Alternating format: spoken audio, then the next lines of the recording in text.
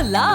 Your dream vacation to Malaysia starts from ₹24,999 only with GT Holidays, South India's #1 travel brand. Sir, கோலாகலமாக தாய்லாண்டில் வரலட்சுமி அவர்களுடைய திருமணம்.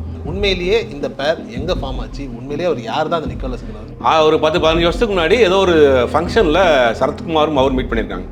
முதல் மனைவியோட கருத்து வேறுபாடு ஏற்பட்டு அவர் டைவர்ஸ் ஆயிடுறாங்க. அப்போ 2 குழந்தைகளோட அவங்க தனியாக இருக்காங்க, இவர் தனியாக இருக்குது. இந்த நேரத்தில் தான் ராதிகாவும் டைவர்ஸ் ஆகி தனியாக இருக்கிறப்ப அவங்களோட ஒரு ஒத்த கருத்து அமைஞ்சிருது. அவங்க 2 பேரும் திருமணம் பண்ணிக்கிறாங்க. சரத்குமாரும் ஏற்றுக்கிட்டாங்க, ராதிகாவும் ஏற்றுக்கிட்டாங்க, எல்லாரும் சேர்ந்து தான் திருமணம் பண்ணுறாங்க. தான் பெற்ற குழந்தை இல்லாட்டியும் கூட அவங்க தான் குழந்தை மாதிரி இந்த கல்யாணம் நடத்தி வைக்கிறாங்க ராதிகா. இப்போ எல்லாரும் சேர்ந்து ஒரு கல்யாணத்தை பண்ணுறாங்கன்னா இது உங்களுக்கு என்ன பிரச்சனை வந்துச்சுங்க? ஒற்ற அலைவரிசையோட ஒத்த கருத்தோட கணவன் மனைவி அமைகிறதுலாம் வந்து ஒரு உலகத்தில் பெரிய விஷயம். அதே மாதிரி அதில் வந்து ஒரு டைவர்ஸோ ஒரு பிரேக்கப்போ மீண்டும் எந்திரிச்சு வர்றது அது ஒரு பெரிய விஷயம். தாய்லாந்தில் கல்யாணம், தாஜ் ஹோட்டலில் ப்ரீ வெட்டிங், இதில் வந்து லீலா பேலஸில் வந்து ஒரு மேரேஜ் ரிசப்ஷனுங்கிற மாதிரி ஒரு பெரிய லெவலில் பண்ணுறாங்க. இப்போ எல்லாருமே அதை அக்செப்ட் பண்ணிட்டாங்க. உங்களுக்கு ஏன்ற இதை சமூக வலைத்தளங்களில் பார்த்தீங்கன்னா ரொம்ப கடுமையாக இன்னும் ஒரு 6 மாதம் கூட தாங்காது, 3 மாதம் கூட தாங்காது. கட்சியை வந்துட்டு பிஜேபி கிட்ட கொடுத்துட்டாரு அப்படின்னா அதுக்கு வந்து ஒரு பெரிய தொகை வந்ததாகவும் அந்த தொகையில் தான் ஒரு கடனெல்லாம் அடிச்சுட்டு திருமணம் பண்ணுறாருங்கிற மாதிரியான ஒரு பேச்சு இருக்கு. இந்த விஷயத்தில் விஷாலுக்கும் இந்த கல்யாணத்துக்கும் சம்மந்தமே இல்லை. ஆனால் இருந்தாலும் விஷால் பேர் அடிபட்டுக்கிட்டே இருக்குது. ஆனால் அவங்களுக்குள்ள ஏதோ பிரச்சனை ஏற்பட்டு கருத்து வேறுபாடு பிரிஞ்சிட்டாங்க. அந்த பிரச்சனை காரணமே சரத்குமார்னு சொல்கிறாங்க. காதல் பெருசா அப்பா பெருசாமல் யார் பக்கம் போவாங்க?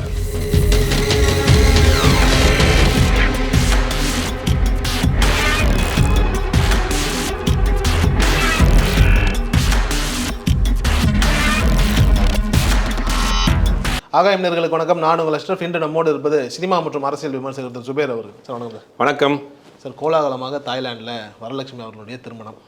ஏகப்பட்ட சர்ச்சைகள் இருந்தது. ஆனால் வந்துட்டு கோலாகலமாக நடந்துகிட்டு இருக்குன்னு வச்சுக்கோங்களேன். ஆனால் உண்மையிலேயே வந்துட்டு இந்த பேர் சேரும்போது இவர் அங்கேருந்து வந்தவர், இவருக்கு 100 கோடி சொத்து, 200 கோடி சொத்துங்கிற மாதிரியான ஏகப்பட்ட சர்ச்சைகள் இருக்குல்ல. உண்மையிலேயே இந்த பேர் எங்கே ஃபார்ம் ஆச்சு? உண்மையிலேயே அவர் யார் தான் அந்த நிக்கோலஸ்ங்கிறார்? அதுக்கு முன்னாடி ப்ரீ வெட்டிங் ஈவெண்ட் வந்து தாஜ் ஹோட்டலில் ரஜினிகாந்த் கொண்டு எல்லாரும் போய் கொண்டாடி இருக்காங்க. அதுக்கு பிறகு தான் தாய்லாந்தில் மேரேஜ் பண்ணுறாங்க. அதுக்கு பிறகு தமிழ்நாட்டில் ஒரு ரிசப்ஷன் வைக்கிறாங்க. இது போகிறாங்க. நிக்கோல் சச்தேவ் அப்படிங்கிறவர் வந்து ஒரு மும்பை ஒரு பெரிய பிஸ்னஸ் ஃபேமிலி ஆர்ட் கேலரி வச்சுருக்காங்க. மும்பையில் அவங்க அப்பா அம்மாலாம் ஆர்ட் கேலரி வச்சுருக்காரு. இவரும் அந்த ஆர்ட் கேலரியில் தான் அவங்க அப்பா அம்மா கூட ஒர்க் பண்ணுறாரு. சின்ன வயசுலேருந்து பாடி பில்டிங்கோடைய ரொம்ப ஒரு ஆசை, அதை வந்து ஒரு ஹாபியாக பண்ணுறாரு. அது ஒரு ப்ரொஃபஷனாக எடுத்துட்டார். நிறைய பேருக்கு அது ஒரு ட்ரெயினராக இருக்கிறாரு. ஒரு 10-15 வருஷத்துக்கு முன்னாடி ஏதோ ஒரு ஃபங்க்ஷனில் சரத்குமாரும் அவர் மீட் பண்ணியிருக்காங்க. அதான் உண்மையான நடந்த விஷயம். முதல் மீட்டிங் வந்து சரத்குமாரும் அவரும் வந்து ஒரு ஒரு பார்ட்டிலேயோ ஒரு ஃபங்க்ஷன்லேயோ வந்து மீட் பண்ணியிருக்காங்க. 2 பேரும் வந்து ஒரு பாடி பில்டரில் ஒரு இதாக இருக்கிறாங்க. அதை பற்றி நிறைய விஷயங்கள் ஷேர் பண்ணியிருக்காங்க. அப்போ ஹலோன்னு வரலட்சுமியும் அவரும் ஒரு ஹலோ சொல்லிட்டாங்க, அவ்வளோதான். அப்புறம் அங்கே எங்கேயாவது பாம்பே எங்கேயே போகிறப்ப ஒரு ஹாய் சொல்லிக்கிறது, ஹலோ சொல்லிக்கிறது, முக்கியமாக பார்த்தா பேசிக்கிறது, அந்த மாதிரி தான் இருந்திருக்கு. அதுக்கு பிறகு 14 வருஷம் கழிச்ச பிறகு தான் அவங்களே சொல்லியிருக்காங்க 14 வருஷம் எங்களுக்கு ஃபேமிலி ஃப்ரெண்டு. அதுக்கு பிறகு தான் நாங்கள் இப்போ அது ஐடியாவே இல்லை, திடீர்னு எங்களுக்கு உள்ள தோணுச்சு அப்படின்றாங்க. இவரை பொறுத்த வரைக்கும், சச்தேவை பொறுத்த வரைக்கும் பார்த்தீங்கன்னா ஆல்ரெடி மேரிட் ஆனவர். அவங்க ஒய்ஃபும் வந்து அவங்க ஒரு பாடி பில்டராக இருந்தவங்க. 2 பேருக்குள்ளே நல்லா போயிட்டு இருக்குது. ஒரு குழந்தை இருக்குது, 15 வயசு இருக்குது. அந்த குழந்தையும் பாடி பில்டராக தான் இருக்குது அந்த பொண்ணு. அதுவும் ட்ரெயினராக தான் இருக்குது. அவங்களுக்குள்ள டைவர்ஸ் ஆன பிறகு இவங்க 2 பேருக்குள்ளே ஒரு பழக்கம் ஏற்பட்டு திருமணம் பண்ணிக்கலாம் அப்படின்னு ஒரு முடிவெடுத்து அந்த திருமணத்தை இன்றைக்கி கவுன்சிலர்லேருந்து பிரைம் மினிஸ்டர் வரைக்கும் பத்திரிக்கை வச்சுருக்காங்க. போய் எல்லாருக்கும் பத்திரிக்கை வச்சு ஒரு பிரம்மாண்டமாக கொண்டாடுறாங்க. எல்லாருக்கும் அவங்க தனிப்பட்ட ஆசை. இதுக்கு முன்னாடி ராதிகா சரத்குமார் அதை பற்றி நிறையா கனெக்ட் பண்ணி பேசுகிறாங்க. பார்த்தீங்களா, ராதிகாவுக்கு இது எத்தனாவது கல்யாணம், சரத்குமாருக்கு இது எத்தனாவது கல்யாணம், இதுக்கு வந்து எத்தனாவது கல்யாணம் அப்படின்னு அந்த அவரே 2வது கல்யாணம் தான் பண்ணுறாரு. 15 வயசில் குழந்தை இருக்குது. இதெல்லாம் நாட்டுக்கு எதுவுமே தேவையில்லாத ஒரு விஷயம். அது அவங்க தனிப்பட்ட விஷயம். முதல்ல இந்த ராதிகாவை எடுத்துட்டிங்கன்னா, ராதிகா வந்து முதல்ல மேரேஜ் பண்ணுறாங்க கொஞ்சம் வயசில். Pratap Pothen director plus actor எல்லாம் தெரியும். அவங்களுக்கு கூட கொஞ்ச நாள் அவங்க லைஃப் இதாகிடுது, டைவர்ஸ் ஆகிடுது. அதற்கு பிறகு வந்து பிரதாப் போத்தன் கூட அவர் டைவர்ஸ் ஆன பிறகு கொஞ்ச நாள் கழித்து ரிச்சர்ட் ஹார்டி அப்படிங்கிற ஒரு பிரிட்டிஷ்காரருக்கு திருமணம் பண்ணிக்கிறாங்க. அவங்களுக்கு பிறந்தது தான் இந்த ரயான்னு ஒரு பொண்ணு. அதுவும் கொஞ்சம் நல்ல கஷ்டம் போயிடுது. அவங்க சினிமாவெலாம் விட்டுட்டு லண்டன்லேயே போய் செட்டில் ஆகிட்டாங்க அவரோட. அவங்களுக்கு அடுத்த வேறுபாடு ஏற்பட்டு அவர் கொஞ்சம் வெஸ்டர்ன் கல்ச்சரில் இருந்ததுனால நிறைய பிரச்சனைகளை சந்தித்து அதுக்கப்புறம் இந்தியாவுக்கு வந்துட்டு திருப்பி நடிக்க ஆரம்பித்தாங்க. அது குழந்தையோடு இந்தியாவுக்கு வர்றாங்க. இதில் வந்து ராதிகா அவர்களுடைய இந்த இதை பார்க்கணும். அதாவது திருமண பந்தத்திலிருந்து ஒரு முறிவு ஏற்பட்டு வெளியில் வர்றாங்க அப்படின்னா அவங்க வந்து செத்து பிழைக்கிற மாதிரி அவங்களோட ஒரு வாழ்க்கை வாழ்ந்து நினைப்பில் ஒரு லைஃப்பில் இருந்து அதில் ஏமாற்றம் அடைஞ்சு அப்போ அந்த வாழ்க்கையை மறந்துட்டு ஒரு புது வாழ்க்கைக்கு வரணும். அப்படிங்கிறது ஒரு ஒரு ஒரு ஒரு லைஃப்பை வந்து நம்ம வந்து முடிச்சுட்டு இன்னொரு லைஃப் ஆரம்பிக்கிறோம். அப்போ எவ்வளோ வேதனை இருக்கும் பாருங்க. இதனால தான் அந்த காலகட்டங்களில் 90s காலகட்டங்களில் நிறைய பேர் இந்த ஃபேமிலியில் மாட்டிட்டு லவ்வில் மாட்டிட்டு நிறைய நடிகைகள் சூசைட் பண்ணிட்டாங்க. நீங்கள் சில்க் சுமிதாவாக இருக்கட்டும், விஜயா இருக்கட்டும், சோபாவாக இருக்கட்டும், நிறைய பேர் வந்து நடிகைகள் வந்து இதெல்லாம் மாட்டிட்டாங்க. ஃபேமிலி பிரச்சனைகள், லவ் பிரச்சனையில் மாட்டி தான் நிறைய பேர் சூசைட் பண்ணிட்டாங்க. அதில் வந்து ராதிகா அவங்க வந்து ரொம்ப தெளிவான முடிவு எடுத்தாங்க. நிறைய பேருக்கு அது வந்து ஒரு நிறைய ரோல் மாடலாக எடுத்துக்கணும். நீங்கள் தவறாக வந்து சோஷியல் மீடியாவில் வந்து நிறைய பேர் போட்டுட்ருக்காங்க. அவங்களுக்கு 3வது கல்யாணம் பண்ணாங்க, அவங்க இத்தனை பேர் கல்யாணம் பண்ணாங்க அப்படின்னு. இத்தனை பேர் கல்யாணம் பண்ணாலும் எல்லாத்துலேயும் ஓவர் கம் பண்ணி இன்றைக்கி நிற்கிறாங்கல்ல.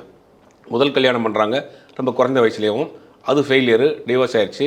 அதுலேருந்து மீண்டு வர்றதெல்லாம் பெரிய கஷ்டம். ஒரு டைவர்ஸ் ஆகி ஒரு லவ்லேருந்து பிரேக்கப் ஆகி ஒரு மனுஷன் மீண்டு வந்து அடுத்த ஒரு லைஃபுக்கு போகிறது வந்து அது ஒரு பெரிய ப்ராசஸ். அது ஒரு செத்து உணர்த்த பிழைக்கிற மாதிரி பழைய நினைவுகளை சாகடிச்சுட்டு புதிய நினைவுகளோட ஆரம்பிக்கிறது தான் வாழ்க்கை.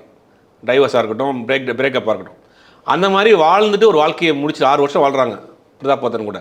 கருத்து வேறுபாடு ஏற்பட்டு டைவர்ஸ் ஆகிறாங்க. அதுக்கு பிறகு கொஞ்ச நாள் அந்த ரிச்சர்டை மேரேஜ் பண்ணுறாங்க. எல்லாத்தையும் விட்டுட்டு சினிமாவில் விட்டுட்டு லண்டனில் போய் செட்டில் ஆகிறாங்க. அந்த லைஃப்லேயும் பிரச்சனை, நிறைய பிரச்சனையை ஸ்ட்ரகிள் பண்ணிட்டு திருப்பி குழந்தையோடு இங்கே வர்றாங்க. யோசிச்சு பாருங்கள், ஒரு முதல் வாழ்க்கையும் போச்சு, 2வது வாழ்க்கையும் சினிமாவையும் விட்டுட்டு போயிட்டோம். அங்கேருந்து வர ஒரு பிரச்சனையோடு வரும். திருப்பி வந்து தான் அவங்க ரீபூட் ஆகிறாங்க. தனியாளாக சுயமாக வந்து படங்கள் நடிக்க ஆரம்பிக்கிறாங்க. அப்போ தான் சேட்டலைட் சேனல்ஸ் வர ஆரம்பித்தோடனே சேட்டலைட்டில் வந்து ப்ரொடக்ஷனுக்கு ஆரம்பிக்கிறாங்க, ராடான் பிக்சர்ஸ் ஆரம்பிக்கிறாங்க. ராடானில் நிறையா சீரியல் பண்ணியிருந்தாங்க. அந்த கோடீஸ்வரன் ஒரு படம், கோணப்பிரவர்க்கா குரோர்பதி இருக்கு இல்லையா, அது வந்து தமிழில் பண்ணாங்க. அந்த கோடீஸ்வரன்ற பேரில் சன் டிவியில் பண்ணாங்க. அதுக்கு ஆங்கராக வந்தவர் தான் சரத்குமார் 2000. அப்போ சரத்குமாரும் வந்து டைவர்ஸ் ஆகி சிங்கிளாக இருக்கிறாரு. அப்போ இவங்களும் சிங்கிளாக இருக்கிறப்ப அவங்களுக்குள்ள நல்ல ஒரு நட்பு ஏற்பட்டு 2001 கல்யாணம் பண்ணுறாங்க. அதுக்கு பிறகு தான் வந்து இன்றைக்கி 24 வருஷம் ஆச்சு அவங்க கல்யாணம் ஆகி. முதல் வாழ்க்கை சரியாக அமையலை, 2வது வாழ்க்கையும் சரியாக அமையலை, 3வது வாழ்க்கையில் அவங்க 24 வருஷம் எங்கே போனாலும் ரொம்ப ஒரு அட்டாச்சான ஒரு தம்பதியாக, ஆதர்ச தம்பதிகளாக இன்றைக்கி வாழ்ந்துட்டுருக்காங்க. அவங்களுக்கு ஒருவங்களுக்குள்ளே விட்டு கொடுத்துட்டு ஒரு நண்பர்களாக நல்லா வாழ்ந்துட்டுருக்காங்க. 24 வருஷம் ஆச்சு. இதில் எங்கே தப்பு வந்துச்சு? இதில் ஏன் நீங்கள் தவறு சொல்கிறீங்க? அது வாழ்க்கைங்கிறது அமைகிறது தான். நீங்கள் எல்லோரும் 2 குடும்பமும் பேசி 4 நட்சத்திரம் ஜாதகம் பார்த்த குடும்பம் கல்யாணம்லாம் எத்தனை பேர் உண்மையாக வாழ்ந்துட்டு இருக்காங்க இன்றைக்கி உலகத்தில்? உண்மையாக வாழ்ந்துட்டு இருக்காங்களா? ஊருக்கும் பேருக்கும் சில எத்தனை குடும்பம் இருக்குது. ஆனால் நீங்கள் எல்லோரும் போகிற போக்கில் சோஷியல் மீடியாவில் உட்காந்துட்டு அவருக்கு 3வது கல்யாணம், இவருக்கு 2வது கல்யாணம், அவர் குழந்தையோடு இருக்கிறாரு. ஆனால் இன்றைக்கி என்ன ஒரு பெரிய பியூட்டின்னா எல்லாருமே ஒன்றா இருக்காங்க. சரத்குமாரோடைய பொறுத்த வரைக்கும் சரத்குமாருக்கு வந்து சாயா அப்படிங்கிற ஒரு மனைவி இருந்தாங்க, 2 குழந்தைகள், வரலட்சுமி மற்றும் பூஜா. அவங்க சாயா வந்து அவங்க பார்த்தீங்கன்னா அந்த காலத்து ஆக்டர் மாதிரி இருப்பாங்க பார்க்குறதுக்கு. அவங்க பொக்கே ஷாப்லாம் வச்சுருந்தாங்க. நல்ல லைஃப் தான் போய்கிட்டு இருந்தது. சரத்குமாருடைய ஃபேமிலியும் பெரிய ஃபேமிலி. சரத்குமாரனுடைய மாமா, அதாவது அக்காவின் கணவர் வந்து கேபி கந்தசாமின்னு சொல்லி திமுகவில் அமைச்சராக இருந்தவர். அவங்க தான் தினகரன் பேப்பருடைய ஃபவுண்டர். இவர் என்ன பண்ணுறாருன்னா, இவருடைய அப்பா வந்து ஆல் இண்டியா ரேடியோவில் டெல்லியில் ஒர்க் பண்ணவர். சரத்குமார் பிறந்தது வளர்ந்தது படித்ததெல்லாம் டெல்லியில். அப்போ தினகரன் பேப்பருக்கு வந்து டெல்லியில் இவர் வந்து ரிப்போர்ட்டராக ஒர்க் பண்ணியிருக்காரு. அப்புறம் கொஞ்ச நாளில் அந்த சின்ன வயசுலேருந்து இந்த பாடி பில்ட் பண்ணுறது, இந்த மாதிரியான ஷோவுக்கு போகிறதெல்லாம் அவருக்கு ஒரு ஹாபியாக இருந்ததுனால சினிமாவில் நடிக்கணும்னு ஆசைப்படுறாரு. சினிமாவில் ஒரு ப்ரொடியூசராக தான் வர்றாரு. ஒரு ப்ரொடியூசர் ஒரு படத்துக்கு ப்ரொடியூஸ் பண்ணுறாரு. அந்த படத்தில் ஒரு வில்லன் நடிக்கிறாரு. சரியாக போகல, காசுகள் எல்லாம் இழந்துடுறாரு, டிஸ்ட்ரிபியூட் பண்ணுறாரு. அதிலும் பெருசாக லாபம் நஷ்டமாயிருது. இப்படியே தான் போகுது. அப்புறம் ஒரு சில படங்கள் அங்கங்கே தலை காட்டுறாரு. பெருசாக வாய்ப்புகள் இல்லாமல் இருக்குது. புலன் விசாரணை படம் தான் சரத்குமாருக்கு ஒரு பெரிய ஒரு பிரேக் அமைஞ்சது. எப்படின்னா அந்த படத்தில் வந்து விஜயகாந்த் அவரும் ஒரு ஃபைட் பண்ணுவாங்க, பேர் பாடியோட பண்ணுவார். அப்போ தான் யார் இவர்ன்ற மாதிரி நோட்டீஸ் ஆச்சு. அதை தொடர்ந்து வில்லனாக நிறைய படங்கள் பண்ணார். சூரியன் படத்தில் ஹீரோவாக பண்ணார். சூரியன், நாட்டாமை அப்படின்னு தொடர்ந்து ஹிட் ஆகி போச்சு. அப்போ தான் வந்து ராதிகாவுடைய பழக்கம் ஏற்பட்டுச்சு. அதுக்கு முன்னாடி என்ன பண்ணுறாங்கன்னா, படத்தை வர்றதுக்கு சினிமாவுக்கு வர்றதுக்கு முன்னாடியே முதல் மனைவியோட கருத்து வேறுபாடு ஏற்பட்டு அவர் டைவர்ஸ் ஆயிடுறாங்க. அப்போ 2 குழந்தைகளோட அவங்க தனியாக இருக்காங்க, இவர் தனியாக இருக்கிறார். இந்த நேரத்தில் தான் ராதிகாவும் டைவர்ஸ் ஆகி தனியாக இருக்கிறப்ப அவங்களோட ஒரு ஒத்த கருத்து அமைஞ்சிருது. அவங்க 2 பேரும் திருமணம் பண்ணிக்கிறாங்க. இன்றைக்கி வரைக்கும் 24 வருஷம் ஆச்சு. நல்ல ஒரு தம்பதியாக வாழ்ந்துட்டு இருக்காங்க. இந்த வரலட்சுமியுடைய கதைக்கு வந்தால், வரலட்சுமி இந்த நிக்கோலுக்கு வந்து இன்றைக்கி வந்து 2 பேருக்குள்ளேயும் ஒரு புரிதல் ஏற்பட்டிருக்கு. 2 பேருக்கும் 14-15 வயசு டிஃப்ரெண்ட் இருக்குது. 15 வயசில் அவங்களுக்கு ஒரு பெண் குழந்தை இருக்குது. அந்த பெண் குழந்தையும் வரலட்சுமி ஏற்றுருச்சு. வரலட்சுமியோட அம்மா பூஜாவும் அவரை ஏற்றுக்கிட்டாங்க, சரத்குமாரும் ஏற்றுக்கிட்டாங்க, ராதிகாவும் ஏற்றுக்கிட்டாங்க. எல்லாரும் சேர்ந்து தான் திருமணம் பண்ணுறாங்க. இதில் உங்களுக்கு என்னப்பா பிரச்சனை வச்சு? இப்போ சரத்குமார் விட்டுட்டு போன அந்த முதல் மனைவியும் இந்த திருமணத்துக்கு வந்திருக்கிறாங்க. தான் பெற்ற குழந்தை இல்லாட்டியும் கூட அவங்க தான் குழந்தை மாதிரி இந்த கல்யாணம் நடத்தி வைக்கிறாங்க ராதிகா. இப்போ எல்லாரும் சேர்ந்து ஒரு கல்யாணத்தை பண்ணுறாங்கன்னா இது உங்களுக்கு என்ன பிரச்சனை வந்துச்சுங்கிற? ஒற்ற அலைவரிசையோட ஒத்த கருத்தோட கணவன் மனைவி அமைகிறதுலாம் வந்து ஒரு உலகத்தில் பெரிய விஷயம். அதே மாதிரி அதில் வந்து ஒரு டைவர்ஸோ ஒரு பிரேக்கப்போ இருந்து மீண்டும் எந்திரிச்சு வர்றது அது ஒரு பெரிய விஷயம். இன்றைக்கி என்ன பார்த்தீங்கன்னா, அவர் டைவர்ஸ் ஆகி போன மனைவி வந்திருக்கிறாங்க. ராம் பெறாத குழந்தையாக இருந்தால் கூட அந்த குழந்தைக்கு இவங்க முன்னாடி 2 கல்யாணம் பண்ணி வைக்கிறாங்க. தாய்லாந்தில் கல்யாணம், தாஜ் ஹோட்டலில் ப்ரீ வெட்டிங், இதில் வந்து லீலா பேலஸில் வந்து ஒரு மேரேஜ் ரிசப்ஷனுங்கிற மாதிரி ஒரு பெரிய லெவலில் பண்ணுறாங்க. இப்போ எல்லாருமே அதை அக்செப்ட் பண்ணிட்டாங்க.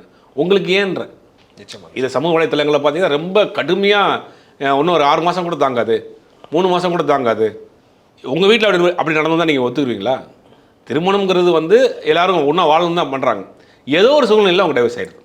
ஏதோ கல்யாணம் லவ் பண்ணுறாங்க, நல்லா வாழணும்னு நினச்சி தான் லவ் பண்ணுறாங்க. ஏதோ ஒரு சூழ்நிலையில் அவங்களுக்கு பிரேக்கப் ஆயிடுது.